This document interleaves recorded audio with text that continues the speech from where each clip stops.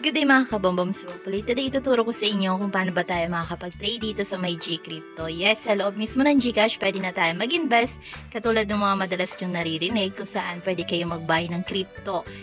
And syempre, kailangan nyo muna mag-research para naman meron kayong idea, okay? So, bago tayo mag-invest, dapat meron din tayong knowledge about sa ating pinapasok. So, now, nasa Gcash tayo and kailangan merong balance yung ating Gcash. Kasi kapag wala tayong pera, hindi tayo makakapag-invest sa mga cryptocurrency. Let's proceed. Top na natin yung view all. And here, hanapin lang natin dito yung Gcrypto under ditong grow. So, tap na natin Gcrypto feature ni Gcash and hintayin lang natin mag-load, and habang loading pa mga kabomboms, like, subscribe, and hit the notification bell for good luck. So, kung meron kayong mga hindi masyadong naiintindihan dito or hindi natin madidiscuss ngayon sa tutorial na mapapanood nyo, pwede nyo naman i-comment yan sa ating comment section para pag may time kami, syempre bibigyan namin ng kasagutan, okay? So, dito makikita niyo yung aking portfolio value sa kayong peso balance. Pero kapag kasi simula mo pa lang dito, meron kang counting form lang naman na sasagutan. Ewan ko lang kung ganun pa rin yung procedure sa ngayon. Pero dito, para makapagsimula ka, makikita mo dito yung top up sa kayong withdraw. So, dito kapag top up, ibig sabihin kailangan natin mag-cash in galing dun sa ating Gcash balance. So, yun yung gagawin natin bago tayo makapag-proceed or makapag-buy ng ating cryptocurrency. So, dito, i-enter lang natin yung amount na gusto natin i-cash in dito sa loob ng ating Gcrypto para makapagsimula tayo. And dito, makikita nyo yung convenience fee natin dito later ay walang bayad. So, para makapag-proceed na ako, i-input ko na dito or itatype ko na yung amount na gusto kong i-cash in dito sa aking Gcrypto wallet. So, for example, magka-cash in tayo ng 5,000, 22.39. So, makikita nyo, free lang to. So, tap lang natin yung continue.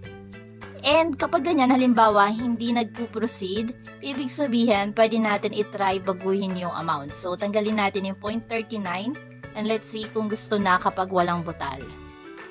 So, ganun lang gagawin nyo. Pwede nyong hatiin muna yung amount na gusto nyong i-cash in.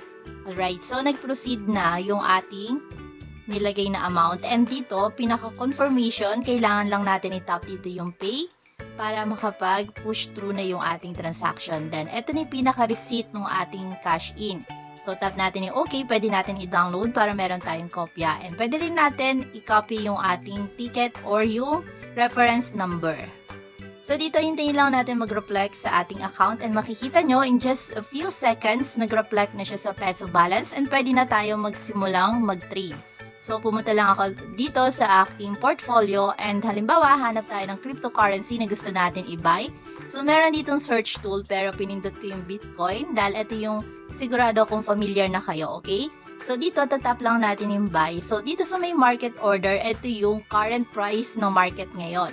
Kung saan gusto nyo mag-buy ng 25%, 50%, 75%, or 100%. Lahat ng pera na meron kayo, ipang babay nyo na ng Bitcoin. So, itatap nyo lang yung buy dito sa may pinakababa. Pero kung gusto nyo naman na mas bumaba muna yung price ng Bitcoin bago kayo mag-buy or bago kayo mag-entry, dito nyo gagawin yun sa may limit order. So, tap lang natin dito yung limit order.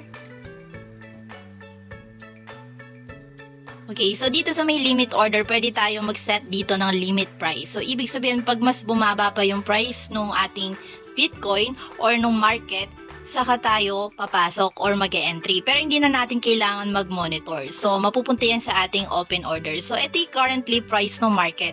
Kapag nag-entry ka kasi sa ganitong price, okay lang din naman. Pero, sabi nga nila, buy low, sell high. So, depende yan sa'yo kung ano ba yung sa tingin mo okay kung saan ka mag-e-entry.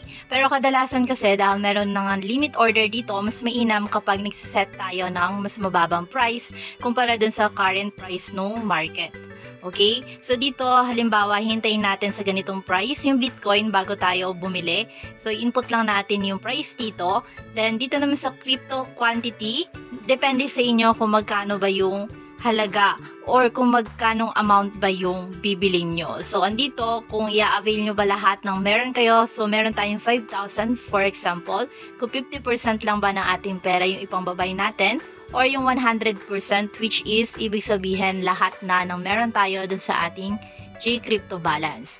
So, once na okay na and tama naman yung input mo ditong limit price, So, for example, ayan, nailagay mo na lahat. Pwede ka na ditong mag-tap ng buy limit. So, nandito lang siya sa pinakababa. Place buy limit order. Okay? So, once na matap mo na yan, mapupunta na yan sa ating open orders. And kapag bumaba na yung market, or bumaba na yung price ng Bitcoin, mapupush through na yung ating order. Pero depende pa rin yan sa mga open orders na naka-line up. So, most of the time naman, na-execute naman yung ating order.